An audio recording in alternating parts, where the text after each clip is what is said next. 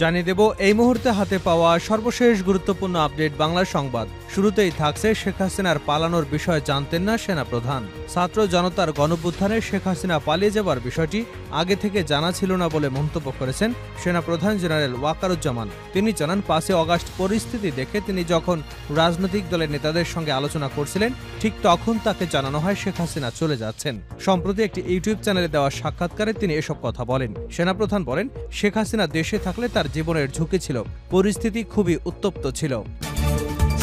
এবারে জানাবো সুনামগঞ্জে দুপক্ষের সংঘর্ষে একজন নিহত, আহত ৭০। সুনামগঞ্জে দিরায়ে খালের দখল নিয়ে দুপক্ষের সংঘর্ষে একজন নিহত হয়েছেন এবং উভয় পক্ষের কমপক্ষে ৭০ জন আহত হয়েছেন। সকাল 10:30 থেকে বেলা 11টা পর্যন্ত এই সংঘর্ষের ঘটনা ঘটে। এ ঘটনায় কয়েক গ্রামের মধ্যে উত্তেজনা ছড়িয়ে পড়ায় এলাকায় অতিরিক্ত সেনা এবং পুলিশ মোতায়েন করা হয়েছে। জানাবো রাষ্ট্রের সংস্কারের পাশাপাশি রাজনৈতিক দলগুলোরও সংস্কার প্রয়োজন। গণ আন্দোলনের বিজয় যাতে নস্যাৎ না হয় সেদিকে খেয়াল রাখার আহ্বান জানিয়েছেন বিভিন্ন রাজনৈতিক দলের নেতারা। তারা বলেছেন, রাষ্ট্র সংস্কারের কাজ শুরু হয়েছে, রাষ্ট্রের পাশাপাশি রাজনৈতিক দলগুলোরও সংস্কার প্রয়োজন। এ বিষয়ে এখনই উদ্যোগ নিতে হবে।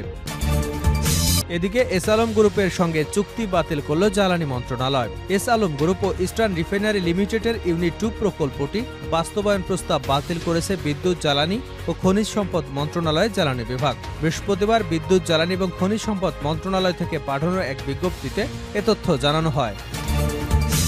জানিয়ে দেব আইএমএফের কাছে বাজেট সহায়তা চাইলেন অর্থ উপদেষ্টা।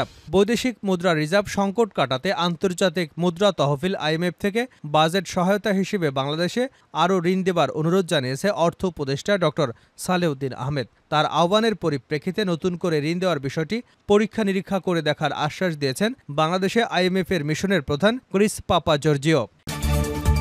এবং সর্বশেষ জানাবো ছাত্র আন্দোলনে গুলি চালানো পুলিশ সদস্যদের চিহ্নিত করে অতি দ্রুত বিচার করতে হবে। বৈষম্য বিরোধী ছাত্র আন্দোলনে যেসব পুলিশ সহ বিভিন্ন বাহিনীর সদস্যরা নিরীহ নিরস্ত্র সাধারণ শিক্ষার্থীদের উপর গুলি চালিয়েছে তাদের দ্রুত চিহ্নিত করে বিচারের মুখোমুখি করতে হবে। একই সঙ্গে নতুন করে এসব রাষ্ট্রীয় বাহিনীর সদস্যরা যেন আর কোনো দলীয় দাসে পরিণত হয় সেটিও মাথায় রেখে পুলিশ বাহিনীকে সংস্কার করতে হবে। এতক্ষণ শিরোনাম শুনছিলেন, এবার বিস্তারিত। প্রিয় দর্শক, আপনি যদি এই চ্যানেলে নতুন হয়ে থাকেন ভিডিওটি দেখতে দেখতে চ্যানেলটি সাবস্ক্রাইব করে আমাদের সঙ্গেই থাকুন। আর এই ভিডিও সম্পর্কে আপনি আপনার মূল্যবান মতামতটি কমেন্ট বক্সে জানিয়ে দিন। আর হ্যাঁ প্রিয় দর্শক, জানিয়ে দিন ভিডিওটি কোথা থেকে দেখছেন। শেখ হাসিনার পালানোর বিষয়ে জানতেন না সেনাপ্রধান। ছাত্র জনতার গণঅভ্যুত্থানে শেখ হাসিনার পালিয়ে যাবার বিষয়টি আগে থেকে জানা ছিল না বলে মন্তব্য করেছেন সেনাপ্রধান জেনারেল ওয়াকারুজ্জামান। তিনি জানান, 5ই অগাস্ট পরিস্থিতি দেখে তিনি যখন রাজনৈতিক দলের নেতাদের সঙ্গে আলোচনা করছিলেন ঠিক তখন তাকে জানানো হয় শেখ হাসিনা চলে যাচ্ছেন। সম্প্রতি একটি ইউটিউব চ্যানেলে দেওয়া সাক্ষাৎকারে তিনি এসব কথা বলেন। সেনাপ্রধান বলেন, শেখ হাসিনা দেশে থাকলে তার জীবনের ঝুঁকি ছিল, পরিস্থিতি খুবই উত্তপ্ত ছিল। শেখ হাসিনাকে সেফ এক্সিট দেওয়া ঠিক ছিল নাকি তাকে দেশে রেখে বিচার করা উচিত ছিল, এমন এক প্রশ্নের জবাবে তিনি বলেন, ওই সময় একটি উত্তপ্ত মুহূর্তে তাকে ওখানে রেখে দিলে সমস্যা হতো। আর প্রথম কথা হচ্ছে, আমি তো রাজনৈতিক দলগুলোর সঙ্গে আলাপ আলোচনা করছিলাম, তখন আমাকে কিছু ব্যক্তি বলেছেন যে উনি তো চলে যাচ্ছেন, উনি অলরেডি রান। এটা আমি জানতাম না যে উনি দেশ ছেড়ে চলে যাচ্ছেন। তারপরও আমি মনে করি যে উনি দেশে থাকলে ওনার জীবনের ঝুঁকি হতে পারত। কেউ চাইবে না যে একজনের বিচার বহির্ভূত হত্যাকাণ্ড হোক, এটা মোটেও কাম্য নয়। অন্তর্বর্তীকালীন সরকারকে সেনাবাহিনী সহযোগিতা করছে বলেও জানান সেনাপ্রধান। 16 বছরের জঞ্জাল 16 দিনে তো মিটবে। সেনাবাহিনীর মধ্যে এখনও অনেকেই শপথে রয়েছেন, তাদেরকে সরানো হচ্ছে না কেন, এমন প্রশ্নের জবাবে তিনি বলেন, এখনও তদন্ত চলছে, তদন্ত শেষ হলে অবশ্যই ব্যবস্থা নেওয়া হবে। অনেক ইস্যু আছে, সেগুলো তদন্ত হচ্ছে, এজন্য আমরা সময় নিচ্ছি। প্রমাণ লাগবে, প্রমাণিত না হলে কারো বিরুদ্ধে ব্যবস্থা নেওয়া যায় না। সেনাবাহিনী এখনও কেন ব্যারাকে যাচ্ছে না, তাদের এখন মাঠে থাকা উচিত কিনা, এই প্রশ্নের জবাবে জেনারেল ওয়াকারুজ্জামান বলেন, আমরা তো যেতে চাই, যত তাড়াতাড়ি সম্ভব চলে যেতে চাই, তবে সম্ভবত আমাদের আরও কিছুকাল থাকতে হবে, কারণ পুলিশ এখনও তাদের দায়িত্ব নেবার মতো অবস্থায় নেই। পুলিশ প্রায় অকার্যকর হয়ে গিয়েছিল, এখনও দায়িত্ব নেবার মতো হয়নি। তারা দায়িত্ব নেবার মতো হলে অবশ্যই আমরা ফেরত চলে যাব। তিনি বলেন, আমি আশাবাদী সবাই একসঙ্গে যদি কাজ করি তাহলে দেশ সংস্কার করা সম্ভব হবে এবং আমরা একটি সুন্দর গণতান্ত্রিক প্রক্রিয়া যেতে পারব। আমি এ সরকারকে সাহায্য করছি, এখান থেকে ফেরত যাবার কোনো অবকাশ নেই, জনগণকে ধৈর্য ধরতে হবে। সুনামগঞ্জে দুপক্ষের সংঘর্ষে একজন নিহত, আহত ৭০। সুনামগঞ্জের দিরাইয়ে খালের দখল নিয়ে দুপক্ষের সংঘর্ষে একজন নিহত এবং উভয় পক্ষের কমপক্ষে ৭০ জন আহত হয়েছেন। বৃহস্পতিবার 10:30 থেকে বেলা 11:30 পর্যন্ত এই সংঘর্ষের ঘটনা ঘটে। এ ঘটনায় কয়েক গ্রামের মধ্যে উত্তেজনা ছড়িয়ে পড়ায় এলাকায় সেনা এবং পুলিশ মোতায়েন করা হয়েছে। নিহত ব্যক্তির নাম পারুল মিয়া, বাড়ি রফিনগর গ্রামে। প্রত্যক্ষদর্শীরা জানান, দিরাই উপজেলার রফিনগর ইউনিয়নের বাংলাবাজার মির্জাপুর হয়ে মাসিমপুরগামী সরকারি খাল নিয়ে দীর্ঘদিন ধরেই রাফিনগর এবং মির্জাপুর গ্রামবাসীর মধ্যে দ্বন্দ্ব চলে আসছে। দুপক্ষই সরকারি এই খালে দখল নিতে চায়। বৃহস্পতিবার মির্জাপুরবাসী ওই খালে কাঁটা বাঁশ দিতে গেলে রাফিনগর গ্রামবাসী বাধা দেয়। এর জের ধরে দেশীয় অস্ত্রশস্ত্র নিয়ে দুপক্ষ সংঘর্ষে লিপ্ত হয়। সংঘর্ষের সময় প্রতিপক্ষের আঘাতে রাফিনগরে পারুল মিয়া 58 এর মৃত্যু ঘটে। ঘণ্টাব্যাপী সংঘর্ষে উভয় পক্ষের কমপক্ষে ৭০ জন আহত হয়েছেন। আহতদের মধ্যে আশঙ্কাজনক অবস্থায় দুপক্ষের 10 জনকে সিলেট ওসমানী মেডিকেল কলেজ হাসপাতালে ভর্তি করা হয়েছে। অন্যদিকে দিরাই হাসপাতালে চিকিৎসা নিয়েছেন আরও অনেকে। দিরাই থানার ওসি ইখতিয়ার উদ্দিন চৌধুরী জানান, দুই গ্রামবাসীর সংঘর্ষে একজন মারা গেছেন। ঘটনাস্থলে পুলিশ এবং সেনাবাহিনী পাঠানো হয়েছে। রাষ্ট্রের পাশাপাশি রাজনৈতিক দলগুলোরও সংস্কার প্রয়োজন। গণ আন্দোলনের বিজয় যাতে নস্যাৎ না হয়ে যায় সেদিকে খেয়াল রাখার আহ্বান জানিয়েছেন বিভিন্ন রাজনৈতিক দলের নেতারা। তারা বলছেন, রাষ্ট্রের সংস্কারের কাজ শুরু হয়েছে। রাষ্ট্রের পাশাপাশি রাজনৈতিক দলগুলোরও সংস্কার প্রয়োজন। এ বিষয়ে এখনই উদ্যোগ নিতে হবে। বৃহস্পতিবার বিকেলে ঢাকা রিপোর্টার্স ইউনিটিতে রাষ্ট্র সংস্কার আন্দোলন আয়োজিত জুলাই গণঅভ্যুত্থানের আকাঙ্ক্ষা বাস্তবায়নে অন্তর্বর্তীকালীন সরকারের দায়িত্ব ও অভ্যুত্থানের স্পিরিট রক্ষায় করণীয় শীর্ষক সংলাপে এসব কথা বলেন নেতারা। রাষ্ট্র সংস্কার আন্দোলনের সমন্বয়ক হাসনাত কায়েমের সঞ্চালনায় সংলাপে বক্তৃতা করেন গণফোরামের সাধারণ সম্পাদক অ্যাডভোকেট সুব্রত চৌধুরী সহ আরও অনেকে। আলোচনায় অংশ নিয়ে গণফোরামের সাধারণ সম্পাদক সুব্রত চৌধুরী বলেন, সংস্কার দরকার রাজনৈতিক দলগুলোর মধ্যে। সবাই যদি দাবি দেওয়া নিয়ে উৎপাতের সুযোগ করে দেয় তাহলে সংস্কার হবে না, আবারও 1-11-র মতো হবে। গত 15 বছরে অনিয়ম বঞ্চনার অবসান করবে নির্বাচিত সরকার। সবকিছু অন্তর্বর্তী সরকারের উপরে চাপিয়ে দিলে হবে না, সংস্কারকে গুরুত্ব দিতে হবে। বিএনপির সমালোচনা করে নাগরিক ঐক্যের সভাপতি মাহমুদুর রহমান মান্না বলেন, রক্তের দাগ শুকানোর আগেই দলটি যা ঘটালো তাতে জনগণের সমর্থন হারিয়েছে। এটা বন্ধ করতে হবে।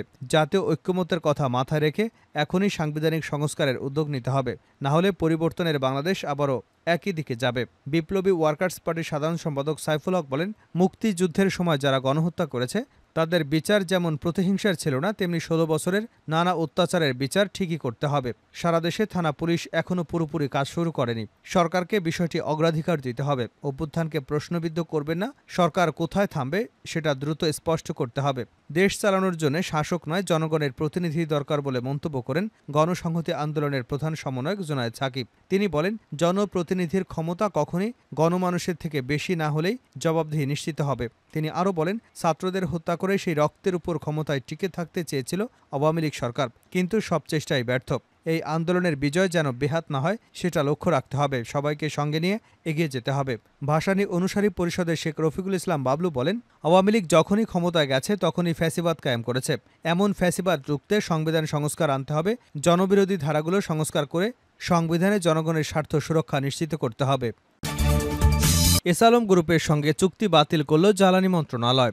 এসালম গ্রুপ এবং ইস্টার্ন রিফাইনারি লিমিটেড ইউনিট 2 প্রকল্পটি বাস্তবায়ন প্রস্তাব বাতিল করেছে বিদ্যুৎ, জ্বালানি ও খনিজ সম্পদ মন্ত্রণালয় বিভাগ। বৃহস্পতিবার বিদ্যুৎ, জ্বালানি এবং খনিজ সম্পদ মন্ত্রণালয় থেকে পাঠানো এক বিজ্ঞপ্তিতে এ তথ্য জানানো হয়। বিজ্ঞপ্তিতে বলা হয়, ইআরএল এর প্রস্তাবিত ইনস্টলেশন অব ইআরএল ইউনিট 2 প্রকল্পটি এসালম গ্রুপের মধ্যে সরকারি বেসরকারি যৌথ উদ্যোগী চুক্তির আওতায় বাস্তবায়ন প্রস্তাব বাতিল করা হলো। একই সঙ্গে প্রকল্পটি ডিপিপি বৈদেশিক মুদ্রার হালনাগাদ রেট অনুযায়ী প্রাক্কালন এবং সমস্ত ক্রয় পরিকল্পনা পিপিআর 2008 অনুযায়ী প্রণয়নপূর্বক পরিকল্প কমিশনে পুনর্গঠিত ডিপিপি বাংলাদেশ পেট্রোলিয়াম কর্পোরেশনে পাঠানোর সিদ্ধান্ত নেওয়া হয়েছে। প্রসঙ্গত, বেসরকারি গ্রুপ এসালম সরকারি প্রতিষ্ঠান বিপিসির মালিকানাধীন তেল শোধনাগার সংস্থা ইআরএল এর দ্বিতীয় ইউনিট প্রকল্প বাস্তবায়নে আগ্রহ প্রকাশ করে চিঠি দেয় সরকারকে।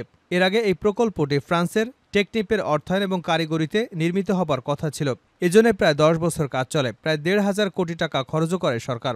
এরপর টেকনিক অর্থায়ন করবে না বলে প্রকল্প থেকে সরে দাঁড়ায়। এই সুযোগে এসালম প্রকল্পে বিনিয়োগ করবার কথা বলে মালিকানা দাবি করে। উল্লেখ্য, বিতর্কিত ব্যবসায়ী গোষ্ঠী এসালম গ্রুপের মালিক মোহাম্মদ সাইফুল আলম, তার 6 ভাই, স্ত্রী এবং 2 ছেলেসহ পরিবারের বেশ কয়েকজনের ব্যাংক হিসাবে তথ্য চেয়েছে আর্থিক গোয়েন্দা বিভাগ। একই সঙ্গে তাদের স্বার্থ সংশ্লিষ্ট প্রতিষ্ঠানের নামে পরিচালিত ব্যাংক হিসাব এবং অন্যান্য তথ্য চাওয়া হয়েছে। ছাত্র আন্দোলনে গুলি চালানো পুলিশ সদস্যদের চিহ্নিত করে অতি দ্রুত বিচার করতে হবে ইশরাক হোসেন। বৈষম্য বিরোধী ছাত্র আন্দোলনে যেসব পুলিশ সহ বিভিন্ন বাহিনীর সদস্যরা নিরীহ সাধারণ জনগণের উপর গুলি চালিয়েছে তাদের দ্রুত চিহ্নিত করে বিচারের মুখোমুখি করতে হবে।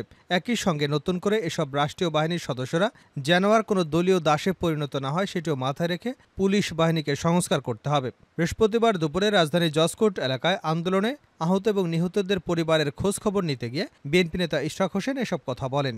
ইশরাক বলেন, যারা আন্দোলন দমনের নামে এতদিন আওয়ামী সন্ত্রাসীদের হয়ে নিরস্ত্র মানুষের বুকে গুলি চালিয়েছেন, গুলি করে হত্যা করেছেন, তারা সন্ত্রাস, তারা কোনো আইনশৃঙ্খলা বাহিনীর সদস্য নয়। তাই সিসি ক্যামেরার ফুটেজ দেখে অতি দ্রুত তাদের চিহ্নিত করতে হবে, দ্রুত বিচারের আওতায় নিয়ে কঠিন শাস্তির মুখোমুখি করতে হবে। পুলিশের সংস্কার নিয়ে ইশরাক হোসেন বলেন, পুলিশ বাহিনী যেন কোনো দলের বা ব্যক্তির লাঠিয়াল বাহিনীতে পরিণত না হয়। তারা জনগণের চাকর, জনগণের সেবক, জনগণের ট্যাক্সের টাকায় তাদের বেতন হয়। সুতরাং জনগণের সাথে যেন প্রভুত্ব না দেখায়। আমরা চাই আগামী দিনে পুলিশের সদস্যরা এমন আচরণ আর না করুক। যারা নিরীহ জনগণের উপর, শিশুদের উপর গুলি চালিয়েছে তারা পুলিশ নন। ধুলাইখাল এলাকায় গিয়ে স্থানীয় বিএনপি নেতাকর্মীদের নিয়ে বৈষম্য বিরোধী ছাত্র আন্দোলনে নিহত হওয়া হাবিবুল্লাহ বাহারের শিক্ষার্থী আবদুল্লাহ সিদ্দিকের পরিবারের সঙ্গে দেখা করেন তিনি। এ সময় তাকে দেখে কান্নায় ভেঙে পড়ে নিহত আব্দুল সিদ্দিকের মা ও বাবা। আব্দুল সিদ্দিকের বাবা মা বলেন, তাদের পরিবারের একমাত্র উপার্জনক্ষম ছিলেন আবদুল্লাহ সিদ্দিকে। সে পড়াশোনার পাশাপাশি ধুলাইখালে পার্টসের দোকানে কাজ করতেন। তার নিহত হওয়ায় আর্থিক বেশ অসুবিধায় পড়েছেন আবদুল্লাহ সিদ্দিকের পরিবার। এ সময় ইশরাক হোসেন তার পরিবারের পাশে থাকার ঘোষণা দেন। সেই সঙ্গে সরকারের কাছে দাবি জানান, আবদুল্লাহ সিদ্দিক সহ এই আন্দোলনে নিহত হওয়া প্রত্যেক পরিবারের একজনকে সরকারি চাকরি নিশ্চিত করতে হবে। নিহত সিদ্দিকের বাসায় যাওয়ার পথে একই এলাকায় গুলিবিদ্ধ 10 বছরের শিশুর শারীরিক অবস্থার খোঁজখবর নেন বিএনপির এই নেতা।